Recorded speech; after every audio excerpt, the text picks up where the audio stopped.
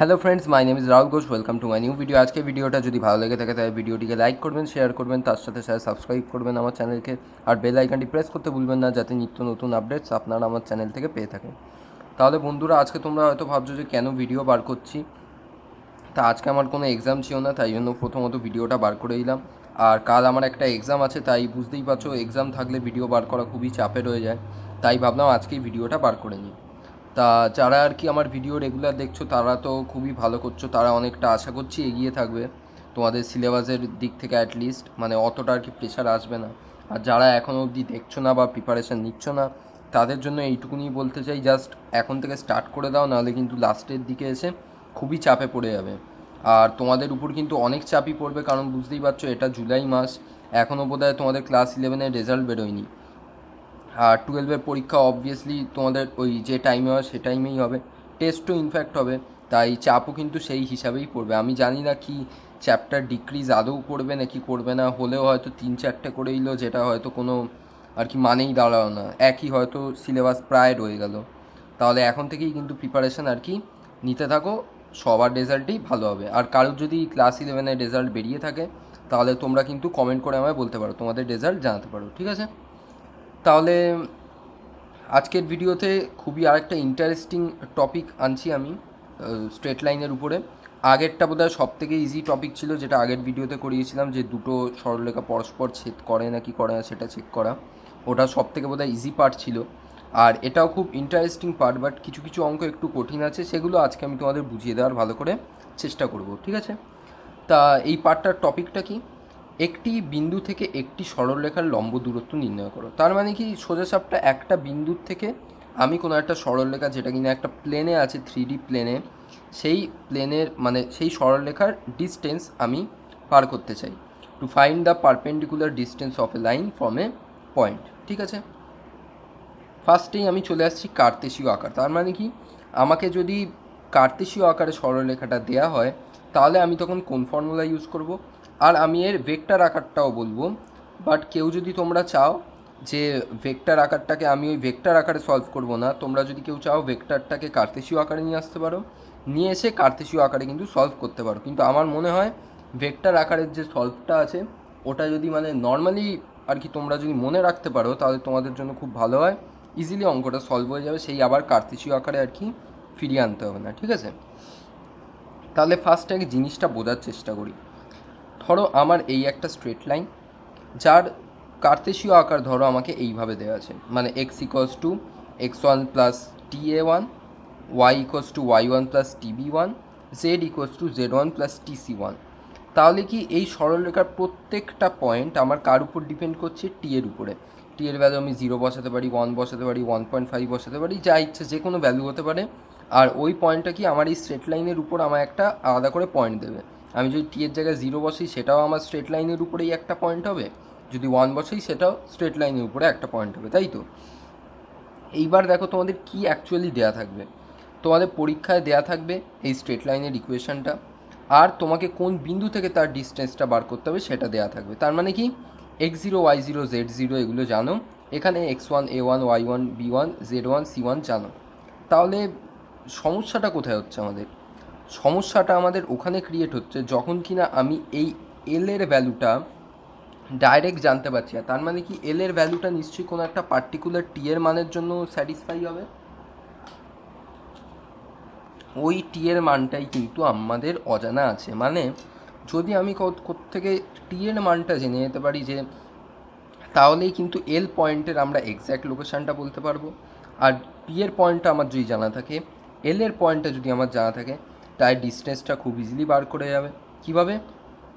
ধরো আমি এল এর স্থানাঙ্ক জানি, পি এর স্থানাঙ্ক জানি, তখন আমরা কীভাবে ডিস্টেন্স বার করতে পারি? তোমরা ফর্মুলা অলরেডি জানো, রুট অফ x0 মাইনাস এইটার স্কোয়ার প্লাস y0 মাইনাস এইটার স্কোয়ার প্লাস z0 মাইনাস এইটার স্কোয়ার। তোমরা অলরেডি জানো ডিস্টেন্স বার করা। তার মানে কি, আমার অ্যাকচুয়ালি লক্ষ্যটা কি? আমার লক্ষ্যটা হলো যে কোনোভাবে আমি এই এল এর স্থানাঙ্কটা বার করতে পারি।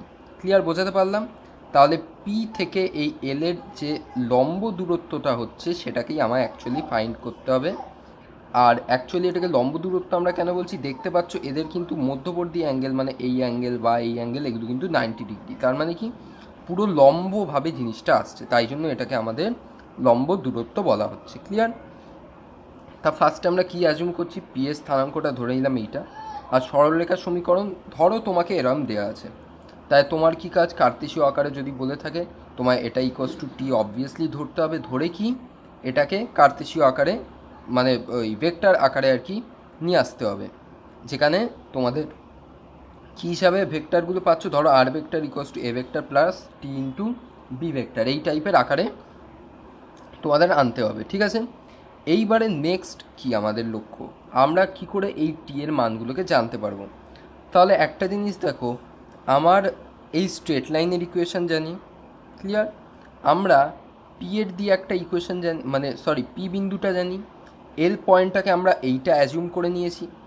আমি যদি কোনোভাবে পিএল এর সমীকরণটাকে বার করতে পারি বা পিএল সরলরেখার সমীকরণটাকে বার করতে পারি, তাহলে আমি কি বলতে পারি, এই সরলরেখাটা আর এই সরলরেখাটা পরস্পর কি লম্ব। তার মানে কি আমরা এদের এই পিএল আর এই স্ট্রেট লাইনটার মধ্যে আমি দিক অনুপাত বা দিক কোসাইন দিয়ে ওই প্রপার্টি ইউজ করে, আমি লম্বর প্রপার্টি ইউজ করে আর কি টি এর ভ্যালুটাকে জানতে পারি। সেই জিনিসটাকে আমরা করার চেষ্টা করব। ক্লিয়ার করতে পারলাম? ঠিক আছে, এবার দেখো কিভাবে সলভটা হবে। তাহলে ফার্স্ট কি করলাম, আমি প্রদত্ত সরলরেখার দিক অনুপাত সহ, মানে যে স্ট্রেট লাইনটা আমার দেওয়া আছে, আমি ধরলাম যে আমার দিক অনুপাত সহ কী আছে, A1 B1 C1, তোমরা ইকুয়েশান থেকে দেখলে ওটা অলরেডি। এবার আমি কি বার করতে চলেছি, পিএল সরলরেখার দিক অনুপাত সমূহ। ঠিক আছে, তোমরা ইজিলি বার করতে পারো কীভাবে, পিএল সরলরেখার দিক অনুপাত সমূহ, তার মানে কি এল মাইনাস পি।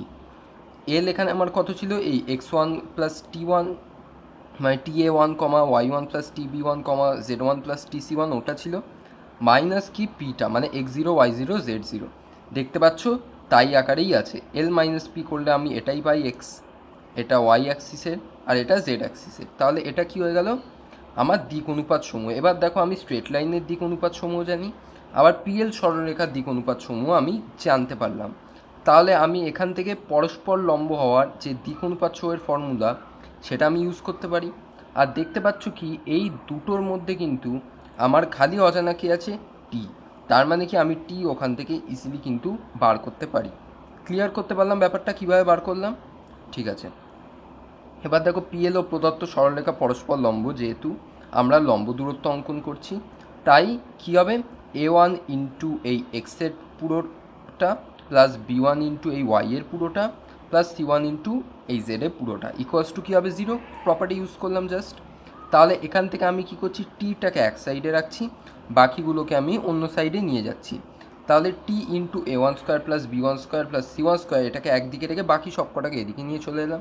তাই টি কষ্ট আমি কত পেলাম, জাস্ট এইটাকে নিচে আনবো, দেখতে পাচ্ছ এই পুরো একটা জিনিস পেলাম। আর এখানে কিন্তু অন্য কোনো জিনিস আমার আননোন নেই, তাহলে কি আমি ইজিলি টি এর ভ্যালুটা জানতে পেরে যাব।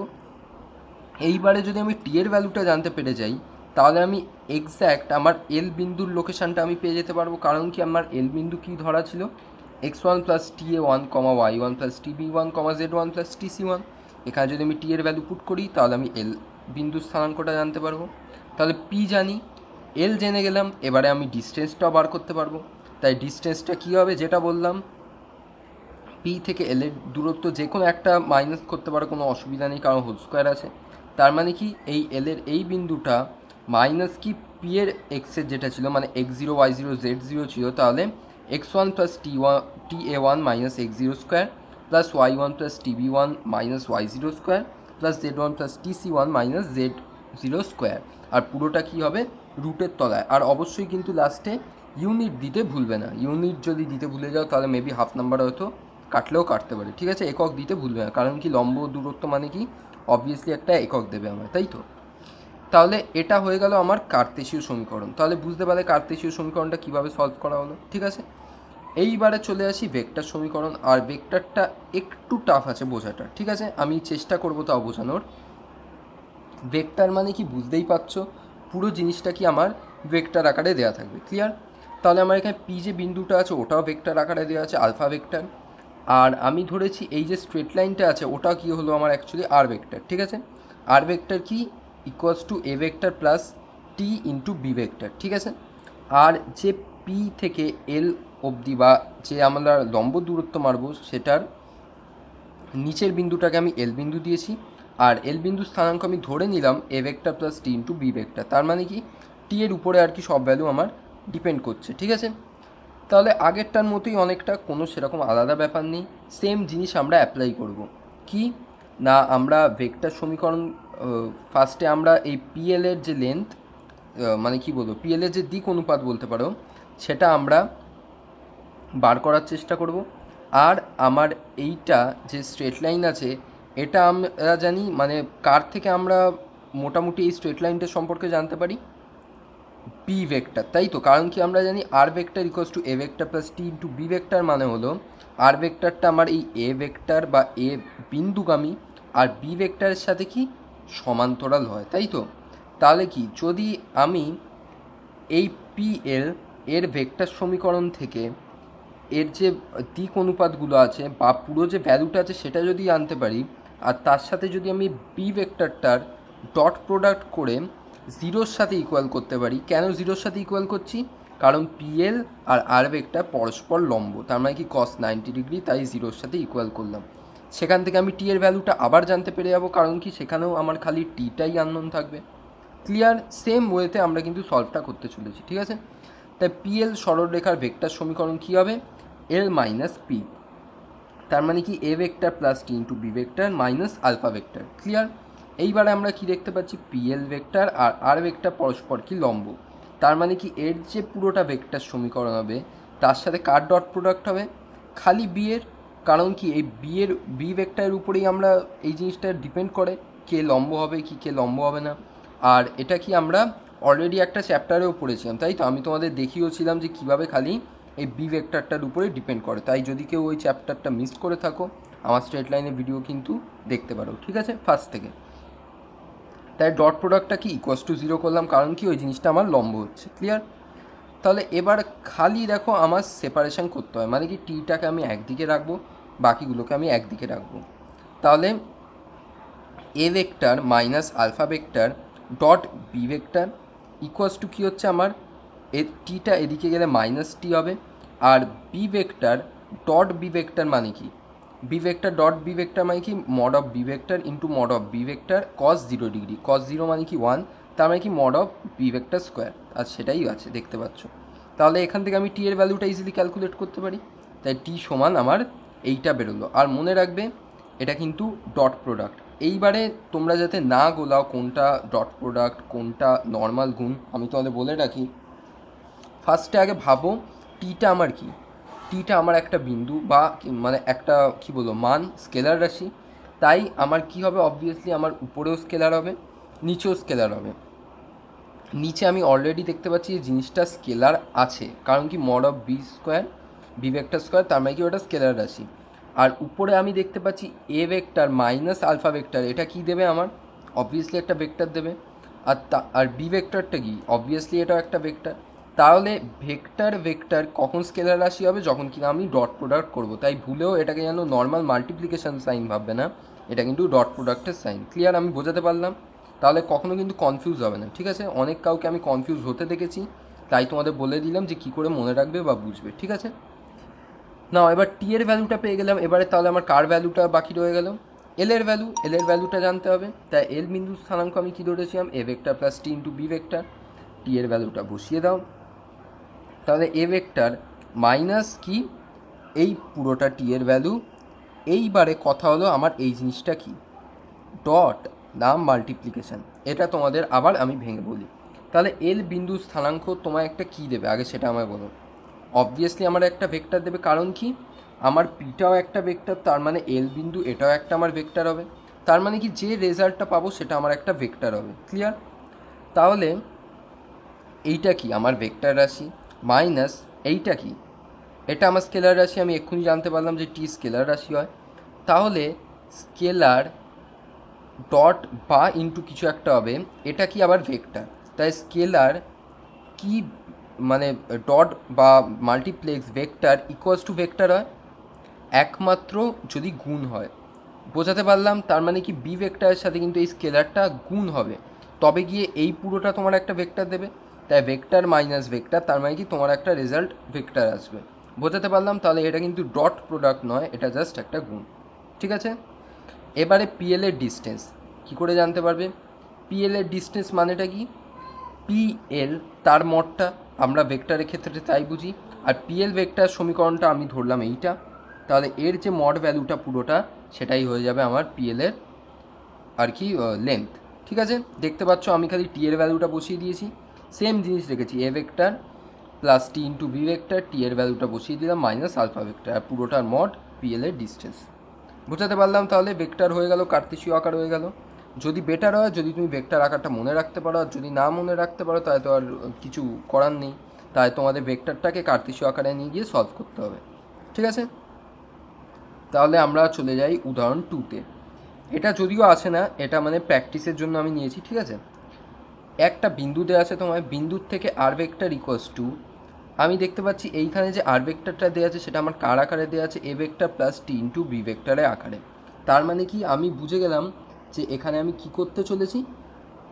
হ্যাঁ ঠিক, এখানে আমি ভেক্টর সমীকরণ ইউজ করতে চলেছি, কারণ আমি এক্ষুনি ওই ইকুয়েশনটাই সলভ করলাম যে R vector equals to A vector plus T into B vector. তাই সরলরেখার উপর অঙ্কিত লম্বের পাদবিন্দুর অবস্থান নির্ণয় করো। তার মানে কি ওই যে এল পয়েন্টটা ছিল ওই এল বিন্দু স্থানাঙ্ক তোমাদের চেয়েছে, পাদবিন্দু যেটা, আর অতঃপর প্রদত্ত বিন্দু থেকে সরলরেখাটি লম্ব দূরত্ব, লম্ব ডিস্টেন্স বার করতে চেয়েছে। সিম্পল প্রবলেম, সলভ করে নিই।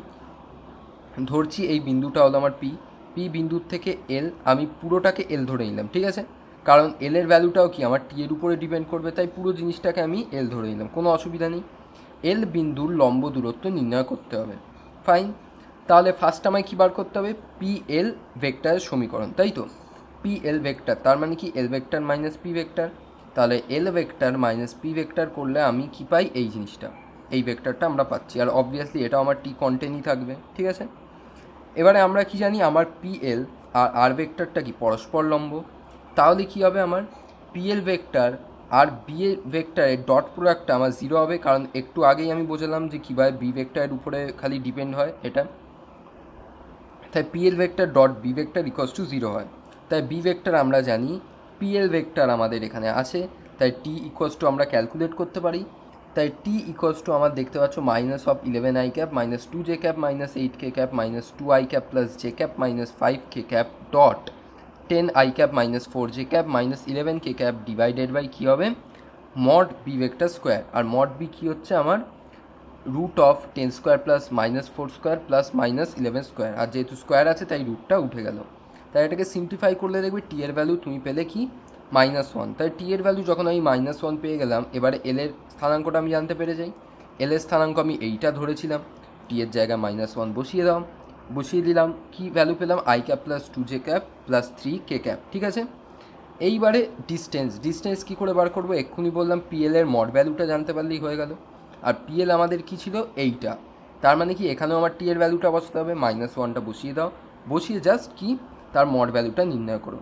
আর মড ভ্যালু আমার কী হচ্ছে? Root of -1 square plus 3 square plus -2 square একক, তাই কী হচ্ছে? রুট 14 একক। এটা হয়ে গেল আমার আসল আনসার। ঠিক আছে, দেখতে পাচ্ছ খুব ইজি ছিল, একদম কঠিন কিছু ব্যাপার নেই। এইবারে যেটা কঠিন আছে সেটা হলো এইটা, এই উদাহরণ 3 অনেকবার এক্সামে আসে, অনেকে আমি দেখেছি নেগলেক্টও করে, বাট আমার মনে হয় না এটা নেগলেক্ট করার মতো কিছু আছে। খুব ইজি অঙ্ক, বাট একটু অন্য টাইপের। ঠিক আছে, তাই দেখা যাক কী জিনিসটা, খুবই ইম্পর্টেন্ট। ঠিক আছে, বারবার এক্সামে আসে।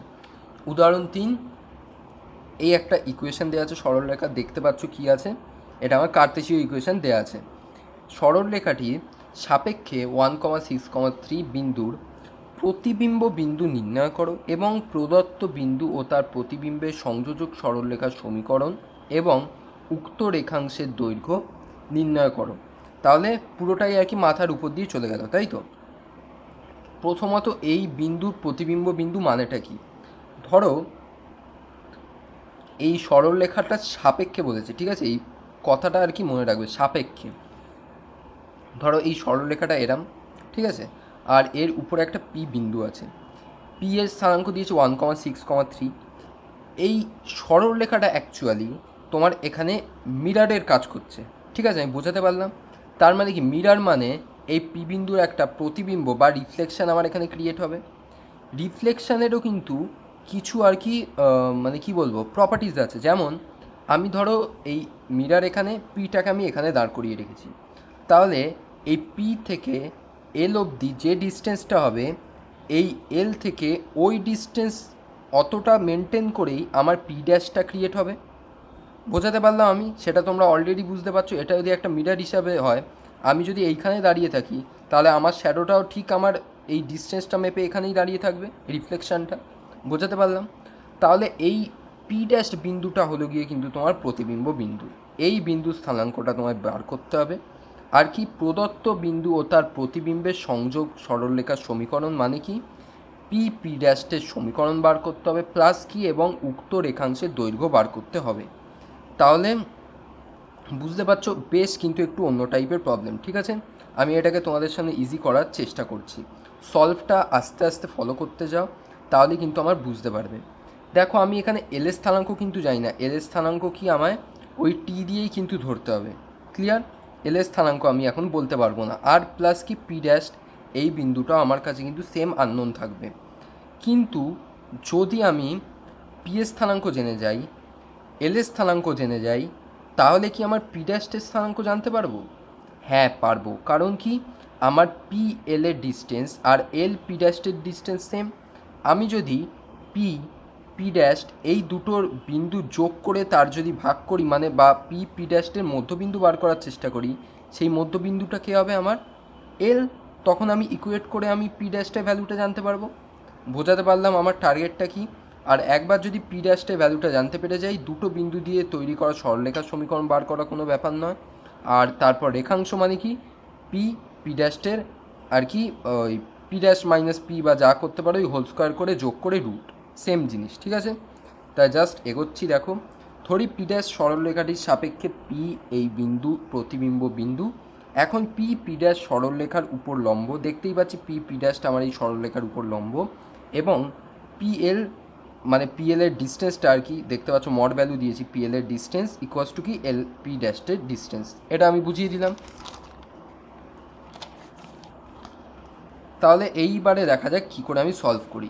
নর্মাল প্রথমে কার্তেশীয় আকারে সলভটা আমরা করব, কারণ কি আমার এখন এল এর ভ্যালুটা জানতে হবে। এল এর ভ্যালু আমরা না জানলে আমরা সলভটা করতে পারবো না, তাই তো? তাহলে আমায় কী দেওয়া আছে, কার্তেশীয় আকারটা এইভাবে দেওয়া আছে, আমায় কী করতে হবে, ইকুয়ালস টু টি ধরতে হবে। আর টিটা কি আমরা জানি স্কেলার রাশি, আবার কি নট ইকুয়ালস টু জিরো, তাই তো? তাহলে এক্স সমান আমি কত পাচ্ছি, টি। ওয়াই সমান আমি কত পাচ্ছি, two T plus one, T এর আকারে বার করছি। জেড সমান কত পাচ্ছি, থ্রি টি প্লাস টু। তাহলে এক্স ওয়াই জেড এই ভ্যালুগুলো পেয়ে নিলাম। তাহলে এবার আমার এল বিন্দু স্থানাঙ্কটা ধরতে কি সুবিধা হবে, তাই তো? তাহলে এল বিন্দু স্থানাঙ্ক আমি কি ধরে নিলাম, এক্স কমা ওয়াই কমা জেড, যেখানে এক্স হলো টি, ওয়াই হলো two T plus one, Z হলো থ্রি টি প্লাস টু। তাহলে আমার এল বিন্দু স্থানাঙ্ক এইরকম হয়ে গেল। তাহলে এল বিন্দু স্থানাঙ্ক আমি না হয় পেলাম, কিন্তু আমার লাগবে কি, আমায় যে কি বলবো আর কি সরলরেখাটা দেওয়া আছে ওর আমরা দিক অনুপাত সমূহ জানি 1 2 3। তা বাকি কার রইল আমার পি এল এর দিক অনুপাত সমূহ জানা, আর পি এর আবার আমরা বিন্দু জানি। তাহলে কি আমার পি এল এর দিক অনুপাত সমূহ বার করতে পারবো এবার। তাই পি এল এর দিক অনুপাত সমূহ হলো টি মাইনাস ওয়ান, মানে এল মাইনাস পি করছি আর কি, এল এর ভ্যালুগুলো এটা, আর টি এর আর পি এর ভ্যালু কত ছিল 1,6,3, তাই তো? তাই T minus one comma two T plus one minus six comma three T plus two minus three. তাহলে আমার দিক অনুপাত সমূহগুলো কী হয়ে যাচ্ছে, পিএল ভেক্টরের টি minus one comma two T minus five কমা থ্রি টি মাইনাস ওয়ান। এটা হয়ে গেল আমার পিএলের দিক অনুপাত। সরলরেখার দিক অনুপাত সমূহ কি 1,2,3, তাই দিক অনুপাত সমূহ দুটোই পেয়ে গেলাম।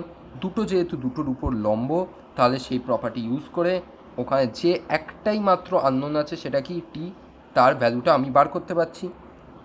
তাই পিএল প্রদত্ত সরলরেখার উপর লম্ব, তাই T minus one into one plus two T minus five into two plus three T minus one into three equals to কী হচ্ছে, জিরো। তাহলে আমি টি সমান কত পাচ্ছি এখান থেকে, ওয়ান। ক্লিয়ার? তাহলে টিটা যখন পেয়ে গেলাম, এবারে আমি এল এর স্থানাঙ্ক ইজিলি জানতে পেরে যাই। এল এর স্থানাঙ্কটা কি, one comma two into one, T এর ভ্যালু ওয়ান বসালাম, plus one comma three into one plus two, তাই এল এর স্থানাঙ্ক আমি কত পেয়ে গেলাম, 1,3। এইবার একটা মজার জিনিস দেখো, তুমি এল এর স্থানাঙ্ক পেয়ে গেলে, পি এর স্থানাঙ্ক পেয়ে গেলে, পি ড্যাশের স্থানাঙ্কটা জানো না, কিন্তু এবার বার করতে পারবে। তুমি কি করবে, পি ড্যাশের স্থানাঙ্ক একটা ধরে নেবে, ধরে পি ড্যাশ যে সরলরেখা তার মধ্যবিন্দুটা বার করবে। মধ্যবিন্দুটা কি অ্যাকচুয়ালি এল এর স্থানাঙ্ক, জাস্ট তার সাথে ইকুয়েট করে তুমি পি ড্যাশের স্থানাঙ্ক কিন্তু বার করতে পারো। আমি বোঝাতে পারলাম? তাই কি ধরছি, পি ড্যাশের স্থানাঙ্ক আমার কি x0, y0, z0 ধরতেই পারি, এবং এল বিন্দু হলো পি ড্যাশের মধ্যবিন্দু, যেটা আমি তোমাদের বোঝাতে পারলাম। তাহলে আমার মধ্যবিন্দু স্থানাঙ্কটা কী হবে, x0 প্লাস কি 1, কারণ কি পি এর স্থানাঙ্ক 1,6,3 ছিল, +1/2, y0 প্লাস 6/2, z0 প্লাস 3/2। আর এটা কার স্থানাঙ্ক, আমার এল এর। তার মানে কি এল এর স্থানাঙ্কর সাথে আমার ইকুয়াল হবে। তাহলে কি আমার এটা কার সাথে ইকুয়াল টু হবে 1, এটা কার সাথে ইকুয়াল হবে 3, এটা কার সাথে ইকুয়াল হবে 5। তাহলে এখান থেকে আমি x0 স্থানাঙ্ক বার করতে পারলাম 1, y0 স্থানাঙ্ক বার করতে পারলাম 0, z0 স্থানাঙ্ক বার করতে পারলাম 7। তার মানে কি পি ড্যাশের স্থানাঙ্কটা আমরা পেয়ে গেলাম, প্রতিবিম্ব বিন্দু আমরা পেয়ে গেছি। তাই পি ড্যাশের স্থানাঙ্ক আমার কী দাঁড়ালো 1,0,7। তাহলে এবার বাকিকে রইল পি ড্যাশ সরলরেখার সমীকরণ, তাই তো। দুটো বিন্দুগামী সমীকরণের মানে দুটো বিন্দুগামী সরলরেখার সমীকরণ তোমরা ফর্মুলা ওয়াইজ ইজিলি বার করতে পারো। ফর্মুলা তোমাদের অলরেডি জানা আছে, কি x-x1 বাই x2 - x1, আর একটা যা করবে বাকিগুলোতেও তাই করবে। সেম জিনিস রিপিট করলে তোমরা কি পাবে, x-1 by 1 - 1 equals to y-6 divided by 0-6 equals to z-3 divided by 7-3। বা কী হচ্ছে আমার x-1 by 0 equals to y-6 by -6 equals to z-3/4। আর একটা জিনিস আবার দেখতে পাচ্ছ, আমি কিন্তু ওইভাবেই রেখেছি x-x1 বাই a1, ওই আকারে মানে নর্মাল ফর্মটাতে আমি কিন্তু রেখেছি, ঠিক আছে। আর এখানে তলায় 0 মানে কি তোমরা অলরেডি জানো যে এটা কিন্তু নর্মাল সমীকরণ নয়। তলায় 0 মানে ইন্ডিকেট করছে যে ওর দিক অনুপাতটা 0, মানে ওটা অ্যাকচুয়ালি তোমার ওয়াই জেড অ্যাক্সিস আর কি তার মধ্যে প্রেজেন্ট আছে। আমার আই ক্যাপের যে কোএফিসিয়েন্ট হবে সেটা অবভিয়াসলি আমার 0 হচ্ছে, বা আই ক্যাপটা আমার ওখানে প্রেজেন্ট থাকছে না, ঠিক আছে। এটা কিন্তু এই জিনিসটা আমার ইন্ডিকেট করে। ক্লিয়ার? তাহলে পি ড্যাশ, এবার তোমরা ডিস্টেন্সও বার করতে পারবে কীভাবে, √1 - 1 square plus 6 - 0 square plus 3 - 7 square, যা ইচ্ছা করতে পারো। স্কোয়ার আছে, কোনো অসুবিধা নেই, মাইনাসের ব্যাপার নেই। সিম্পলিফাই করে √52 একক বেরোবে। এটাকে ভাঙলে 2 × √13 একক তোমার অ্যান্সার বেরোবে। তাহলে এখানে আমি এই ভিডিও শেষ করছি। এটা আমাদের লাস্ট এক্সাম্পল ছিল। আশা করি আজকের ভিডিওটা পছন্দ হয়েছে, আর এই এক্সাম্পলটা পার্টিকুলারলি বুঝতে পেরেছো সেটা আমি আশা করছি। যদি না বুঝতে পেরে থাকো আমায় কমেন্ট করে লিখতে পারো। আর বুঝতে পারছো যে এই আজকে যে জিনিসটা শিখলে এটা কতটা পাওয়ারফুল। এটা খালি নর্মাল জিনিস বার করতেও ইউজ হয় না, ফিজিক্সের এই যে প্রতিবিম্ব বিন্দু এই জিনিসগুলো আছে এগুলোও কিন্তু সমান তালে এই টুলটা তোমাদের বার করতে সুবিধা করে। তাহলে দেখা হচ্ছে আবার অন্য আরেকটা ভিডিওতে, অন্য জিনিস নিয়ে আবার স্টার্ট করব। এই ভিডিওতে এইটুকুনি, বাই।